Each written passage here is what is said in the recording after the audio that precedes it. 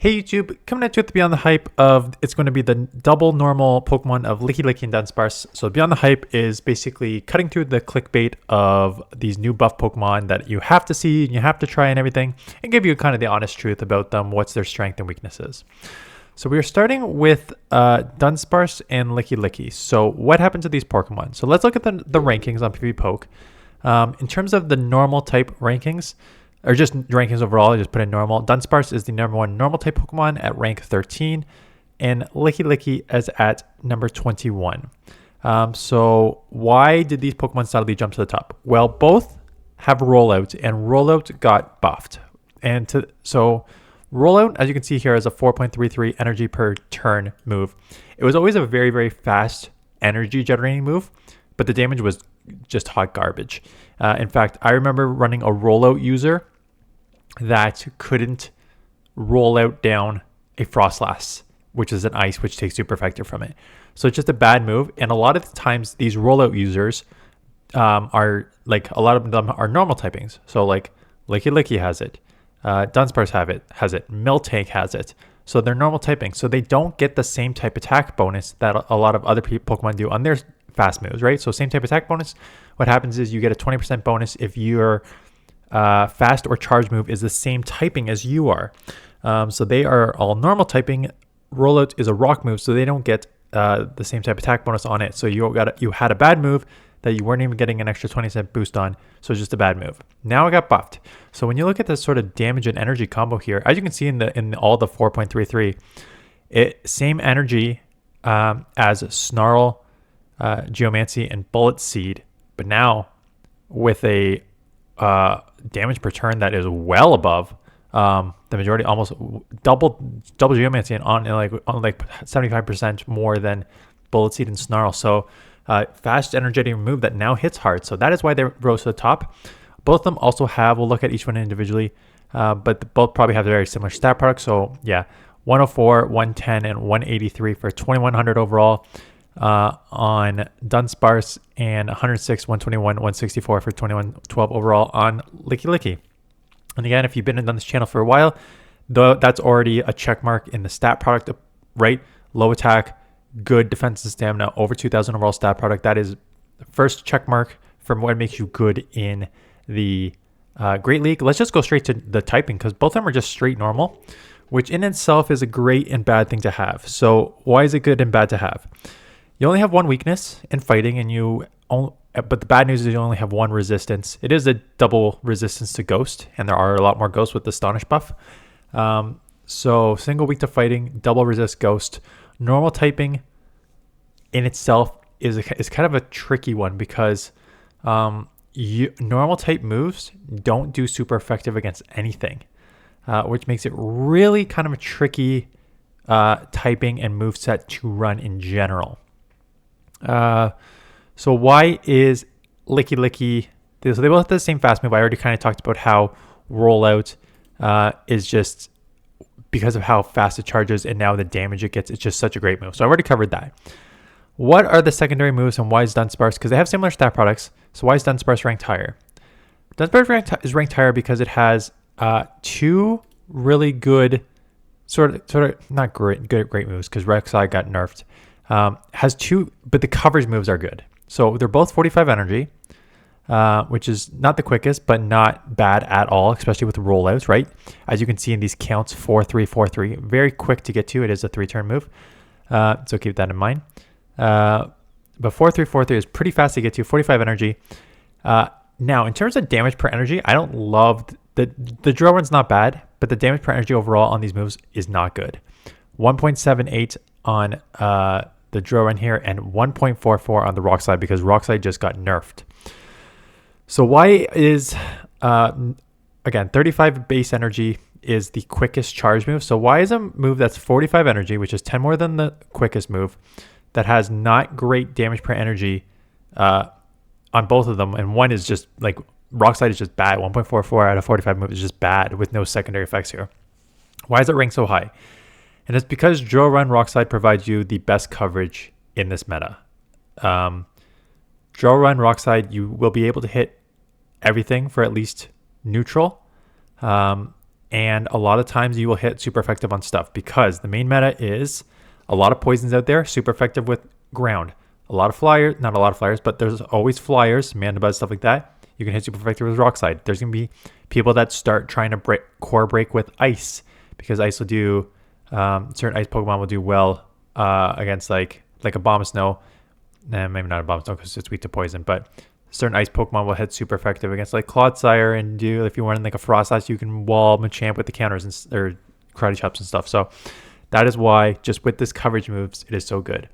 Whereas Licky has Body Slam. Body Slam did get nerfed, but again, with same, because Body Slam is a normal type move, you get the same type attack bonus at 1.71 for a 35 move. Not bad. It does also have Shadow Ball. So Shadow Ball is 100 damage, but it is 55 energy, so it does take a little longer to get there. 5444 the counts at a 1.82. So again, Shadow Ball is a great move. Obviously doesn't look as nice on a normal type Pokemon as it does on a Shadow, because Shadow will get the bonus, not Shadow, but as a Ghost, because Ghost will get the damage, but pretty good overall. Why? I don't know. Honestly, so I just think the actual moveset with Dragon Rock Slide just provides more coverage, and that's the only reason it's higher, because these sims take into consideration how you do against like the majority of the meta. And so when you can hit more things for super effective with these moves, that's fine. Because like I said, Body Slam is a nice 1.7 move, but Body Slam can't hit super effective against anything, right? So you already have a move that cannot hit super effective against anything. So that automatically lowers you down. But are these Pokemon any good? Let's test them out here. I used a double normal team. So they only have one weakness in fighting. So you put something on the front to resist fighting. I could have gone with many things. I decided to go with Dragonite because as a flyer, it will resist that. Plus, I think Dragon will have a pretty good matchup in a lot of neutral situations. So that is why I went with it. Bad lead, but that's okay. When you're using a double rollout team anyways, double normal, double rollout team, you need to get out of there. You'll see two things here. One is I often just went straight Shadow Ball. In fact, I think I guarantee 80-85% of the time I went Shadow Ball just first. And I think that's just because it has a better damage per energy, and Licky is so tanky that I'm just going to try and throw the hardest hitting moves constantly. And then if I can only get to one move, just throw if I can only get to a Body Slam, throw the Body Slam. So that's why I went that. I also used Licky as the safe swap on this team more often. There's no,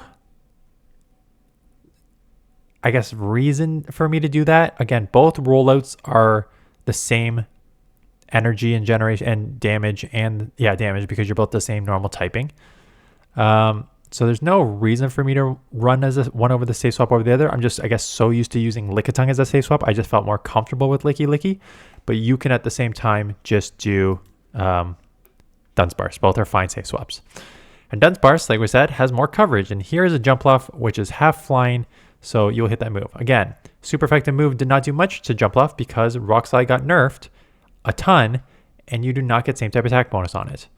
But now we have another move here that will hit neutral on the Donphan, but Donphan is very glassy, so that's gone.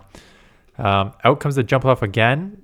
At this point, I just committed to the farm down, because my thought process was, if you're coming back in with a flying type Pokemon into a Pokemon that you know has Rollout and Rock Slide, you're probably pretty weak to this in the back. So if I have energy, I'm probably in a good spot.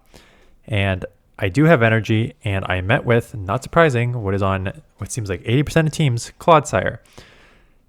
Now, these are super effective, but it will take 3 because Rollout is resisted by the ground. So my Rollouts aren't doing anything. And the Drill Runs are super effective, but non-stab is not going to hit Clodsire hard enough. So I do manage to get a 3 off because I got that extra farm on the Jumpluff for the win. Dunsparce lead. I think I stay in this one a bit. The lag is getting really bad. You'll see one this afternoon. Yeah, you'll see the Marowak team this afternoon. Where just one game that the game somehow screwed us both at different parts of the game. Like one time at the beginning of the game, it screwed me completely, and at the end of the game, it screwed my opponent completely. So you'll see that this afternoon. Anyways, they come in with Toxapex, so I will hit them with the Shadow Ball, again, better damage per energy, and it's just a bulkier, anytime it's a bulkier Pokemon, I just want to hit the harder hitting move just to try and chip as much as I can. And if I can only get to one move here, then I'll throw the Body Slam. Also, for those of you who've been around for a while, stay tuned for a life update with the car scenario. Because it's fresh on my mind because I just had to deal with it the last couple days too. It's a story. At the end of the video, we'll save it for. So you just throw the Body Slam to chip it. At this point, I'm just going to come DUNSPARCE because I don't really want to take any moves on Dragonite because Dragonite's just a little too glassy. Again, Lickilicky and DUNSPARCE have that great stat product, right? Lower attack, but higher defense and stamina. So you can take a lot of damage on these Pokemon. So again, a Drill Run is not going to threaten me much at all here. So take that Drill Run, but likewise, Drill Run will not threaten. DUNSPARCE a ton. I did feel, we'll go over a few more battles and then I'll kind of give my analysis on both these Pokemon. But I just want to say that you do feel the difference in the rollout compared to, I used rollout in the past and it was just so bad, and you see that extra damage now. And I get hit with the Ice type Pokemon and there is no shot there. Gastrodon, okay, perfect lead, ground type. Come in for Alligator. I come in right away with this because these are normal typings, which will double resist the Shadow Claw. So get in there immediately to take those resisted Shadow Claws.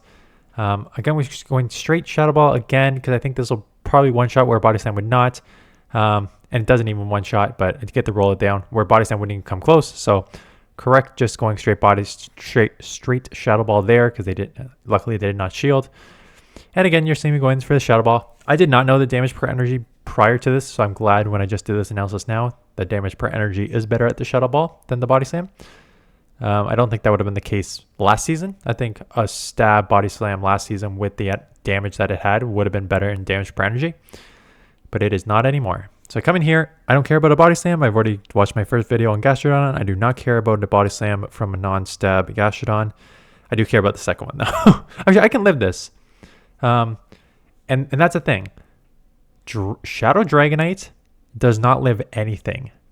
It is so glassy in the Great League, and the fact that Shadow Dragonite can live 2 Body Slams from one Pokemon just shows how bad that move is right now, especially on a not normal Pokemon. So that analysis that I made episode 1 of the season turnover was 1,000,000% correct.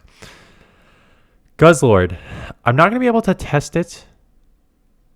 Maybe I'll test it for my Monday morning team. But other people wanted other fairy Pokemon. So this afternoon will be Kanto Marowak.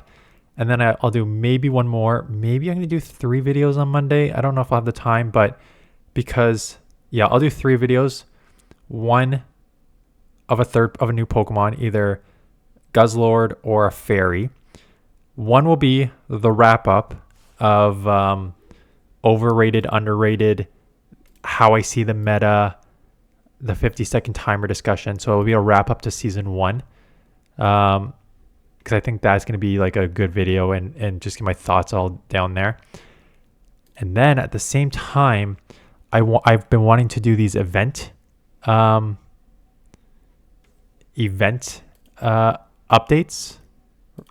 right?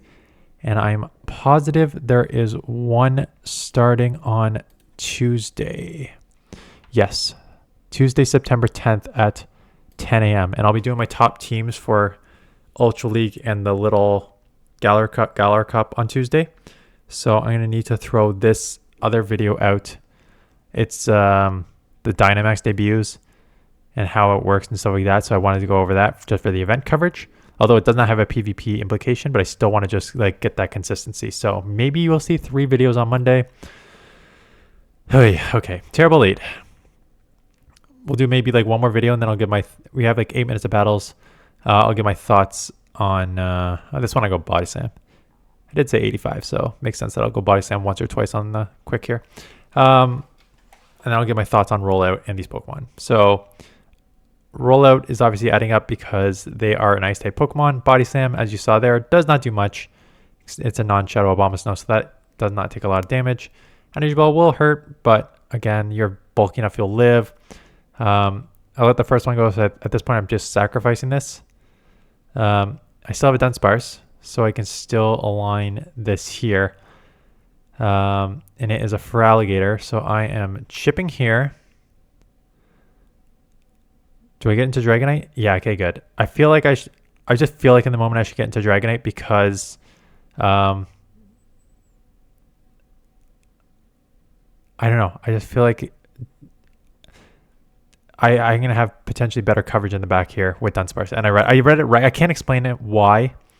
I can't explain why I felt like that in the moment, but it felt like it was the right thing to do. Why they shielded? Maybe they thought I had a Hurricane, but I don't know why they shielded. So goodbye, Dragonite. Thank you for your service. Unfortunately, I made the cardinal mistake of leaving one Pokemon when they have a Pokemon that can lower your attack or defense, which I tell people not to do constantly. So they threw an Icy Wind, which lowered my attack. And basically what you're going to see here is I get 3 or 4 drill runs off. I think I get 3 drill runs off, and 3 probably would have taken out if I had full health. Or do I get 4 off and 4 would have taken out if I had full health? Either way, I'm short of taking it out because of my lowered attack here. So I will go down here. Yeah, I'm close to a 4th, but I think I'm just short of getting it. But this thing is in the deep red, and I think if I had 3 non-lowered attack drill runs land, I would have taken it out. Because that lowering attack is definitely, for 3 drill runs, would have done more than that. This Pokemon, so I stay in a bit, and then I eventually come in here, and they are weak to rollout, so that's nice there. Okay, rollout on these Pokemon. Where do I see them in the meta? How strong are these moves? What do I prefer one over the other here? Okay. Rollout is 100% an improvement from last season. You do feel that extra damage. Don't get me wrong. Although that extra damage is nice and you do see it and you appreciate it, it does not offset the fact that it is still generally a fast charging move, right? 4.33 energy per turn there, and a lower damage move. And the fact that you don't get same type of attack bonus on it still overall makes it feel like not a great move to use, even though it is a significant improvement. So I'm still torn about how much of these little improvements makes for these Pokemon. Because Fairy Wind and Rollout both essentially got the same thing. They're both very fast charging moves that did very little damage. And now they're both very fast charging moves that do more damage. And so all of these like Fairy Wind users and these Rollout users have now jumped up significantly in rankings, when otherwise not only have some of these moves not improved, other of them have like lost, right? So Body Slam got nerfed, Rock Slide got nerfed, yet they're saying that this damage in Rollout far more offsets than the decrease in the Body Slam and the Rock Slide. So who am I to argue the stats behind that when PvPoke says it? I just find it interesting, right? I find that the 1 extra damage on the fast move seems to offset the 5 to 10 damage reduction on these charge moves. Again, I still think because you're normal typing, it's not amazing. But 2 other things you have going for you. You are normal typing, so you only have 1 weakness in fighting. And fighters are down significantly this season, especially when Annihilate was on 80% of teams last season. The fact that Counter got nerfed and not only took out Annihilate and Medi and Poliwrath that were everywhere, there were secondary Pokemon like Defense Deoxys, Toxicroak, and stuff like that that people used last year. And to eliminate all of those Pokemon is significant. So your normal type Pokemon, why am I shielding it this low? Do I want to keep switch here? Oh, I wanted to flip switch. I could not have a fairy on Dragonite, right? So normal typings, I think, have 2 things going for it. I think the fact that there's way less fighters, and that is your only thing that does super effective against normal typing. Having less of those is significant. The other thing that is significant is Ghost got buffed across the board, So there's a lot of Pokemon. I just did Drifblim the other day, which I think is very, very strong. Drifblim. You got a bunch of like Go Lurk and stuff as the Mud Slap got buffed. So a couple Ghosts there, and Astonish got buffed across the board. So some there, which you double resist Ghost. So more Ghost users that you can double resist, less fighters that you take super effective from. And I just think overall it is a huge... Dugong was on the lead. Oh, so I was screwed anyways. They had a Dugong and Clefable for my Dragonite. Okay. So overall, I think that in this meta, you're just, as a normal typing, have a huge improvement. So improved fast move, improved meta for you overall. Those I think are your strengths. Your main weaknesses are, again, as a normal typing, to have a move that you don't get stab on. And it's not just one move you don't get stab on. Out of the 6 moves between these two Pokemon, only Body Slam gets stab, right? Because it's the only normal type move. Otherwise, you have 3 rock moves, a ghost move, and a ground move. And they do not get that same type of attack bonus. So again, you do feel it's great coverage, great moves overall. Like Shadow Ball, Drill Run in themselves are good moves. Rock Slide got nerfed, so it's pretty not great move right now. But for coverage and just hitability is a pretty good moveset.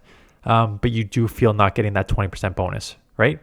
Because on 60 to 100 up to Shadow Ball, whatever it is, 80, 90 damage, taking away 20% is like anywhere between like, I don't know, like 12 to 20 damage on an opponent. Like that's not insignificant to not have stab there.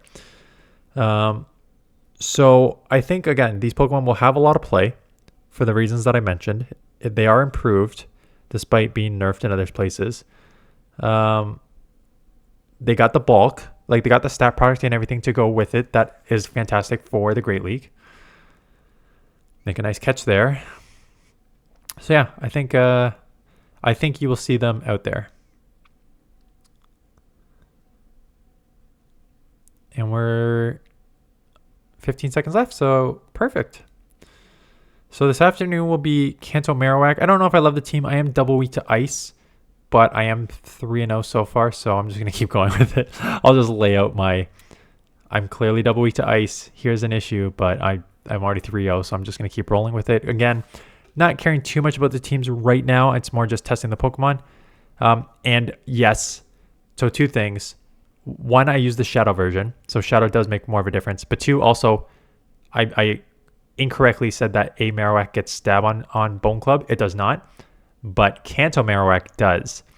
And to have that Shadow and to have that ground typing, the Bone Club does a lot, like way, way, way, way, way better. So I'll cover that this afternoon. This car situation. Oh my goodness. Okay. Fill you guys in. Back in June, for those of you who missed it, this is Dan time. If you don't want to listen, thumbs up. Appreciate you watching the video. Head on out. If you do want to listen to this cluster. Beginning of June, when did it start? Beginning of June, I'm in my car. I hear like a whooshing noise when I turn. Only when I turn, and it doesn't even do it all the times. It does it sometimes. But it does not affect the car's performance. So I just don't think anything of it. 3 weeks later, get in the car. It smells like crap. Do some Googling online. They say your floor is probably super wet. We check it. It is. There's 3 inches of water underneath the floor. Apparently, the AC drain valve, instead of draining out properly, it gets backed up and shoots into your car. So we just had a bunch of water drain into our car. Mold everywhere. Car's a write-off. So we've been renting a car for 2 months now, which is expensive but we're kind of screwed because the car market is tough. So I go to the dealership and I say, I want this car. They're like, no problem. We can order it. This was first week of August. We can order it. Guarantee you it'll be here end of August or first week of September. Perfect. So a week before, so order it immediately. So 1 week before the end of August, I send them. What do I do? I call them and say, don't get anyone, leave a message. Say, hey, this is supposed to come in next week. Let me know the status. Don't hear back from them. The following week, I email them. Say, hey, looking for the status update on this. Don't hear back from them. First week of September, actually not first week of December, like last week of August, like right as we're turning over September, it's the Friday. I text them on a third number and I say like, what's the status of this thing? It's supposed to be here. And they say, we just got notice that it's not coming till end of October. And I'm like, well, that's not going to work for me because that's another 2 months of me paying out of pocket to rent a car. That's not happening. So they're like, don't worry, we'll find you another car. It's the long weekend, but on Tuesday, first thing, I'm gonna look for the same model, different car for you. We'll get one for you. Like, okay, perfect. So Tuesday comes, don't hear anything. So I text them Tuesday afternoon, like, hey, what's the status update on this? Don't hear them anything on Tuesday. Don't hear anything on Wednesday. Thursday, I text them again saying like, hey, did you find one? They're like, no, sorry, we didn't find one. And they just like didn't say anything else after. So on Friday, I'm like, okay, F these guys. So I look around for other dealerships in the area, like in Ottawa, same dealership, Toyota, and which Toyota has RAV4, super reliable car, just unlucky with mine. Overall, super reliable. They're like, I call place and they're like, yep, we have one. It came in this morning. I'm like, perfect, I'll be there Saturday. So this morning. So I go on Saturday this morning, look at the car, 2024, same color, same model. I'm like, perfect, let's do it for me. The reason I go for Toyota is two reasons. One is Toyota RAV4 is one of the most reliable cars on the market, handles well, cost is actually like pretty good, a great SUV for family. I love the car. It was just like what happened to us was just like a fluke accident and insurance like paid, like it was a write-off, but insurance paid for it. So that was fine. I mean, it's not fine, but it's like the best case scenario for a write-off. But otherwise, in the 7 years that I had it prior, I had no issues with it. And and the second reason is my brother works for Toyota, so I get a friends and family discount. So I get a nice discount on it. So this other dealership has the car. They're like, yep, you can come pick it up, and I'm gonna pick it up on Wednesday. So you're seeing this. This is Saturday. I mean, I'm filming Saturday. You're seeing this Sunday. I'm picking it up on Wednesday. So I'm talking to the guy. I'm just like, oh yeah, here's the situation. This is what happened. I'm like, here's the sheet that they gave me. Like, this is what like the financing and like the lease was going to look like. And he's looking through the list and he's like, so, you see this number right here? This is like my commission. Mine's actually going to be $200 higher. But do you see this $1,500 here and this $200 here? Those are not anything. He's like, this $200 is like a warranty one, but it's so not important that we don't even add it because it's just like not an issue. And this $1,500, I don't know what this $1,500 is at all. And he goes, you know what I think this is? This is a BS fee that the discount you got from your brother working at it, from the friends and family, they just re-added it back in a bullshit fee on their own. So I'm fuming. So I'm going to get a new car after like not having my own car for a month and a half now, renting a car out of pocket. I'll have my own car back on Wednesday that I just luckily called, and like it came in the morning. I called at 10 a.m. They're like, we just had our delivered 2 hours ago. And I'm like, it's mine. Like, it's mine after this thing. I told them the situation. Now I'm in a situation where like I'm ready to do a scorched earth on these other. They always say that dealerships are slimy, and to promise me end of August, first week of September, not deliver on that, say you can find another one, not deliver on that, and then find that you've charged me an extra $1,700 in bullshit fees. Like, I'm fuming. Oh, I didn't even mention the best part. When they said they couldn't find me the RAV4, they said, but we do have a 4Runner and a Tundra. And I'm like, oh, okay, I don't know those cars. Let me look them up. And not only are they just like they're like SUV style trucks with terrible, they're more for like, I'm like, I want a family car. They're like, and not only are those cars for more like off-roading, and they're gas guzzlers. Like the RAV4 gets like 7.8 liters for 100 kilometers, and these things are like 15, so they're terrible on gas. It's like $20,000 more. And I'm like, oh, so not only did you lie to me and not give me my car when I wanted to, put in 15 to 2,000 of extra fees, bullshit fees, you also tried to like bait and switch me potentially here. Because there's no reason that this delivery did not come when it's supposed to, and do that. So I'm ready to go scorch earth on these guys. The only problem is, this is me just venting because I'm just going through this scenario right now. The only problem is all these shops have a body shop that goes with it, where your regular service and maintenance is done. And I've had a great relationship and a great service from the service side of this. And when my car had all this mold and stuff, they're the ones who are like helping me with insurance. They were like really professional about it. They really helped me out, really good on communication. So the service side I had, fantastic. I bought this new car the other side of Ottawa. So it's like a 30+ minute drive. And when I was going through the financing for this thing, they're like, so the service can be done anywhere, any Toyota shop in Canada, because every Toyota shop has your number on file. So if you want to do the services at your other one, you can. Now the other one is a 45-second drive from my house.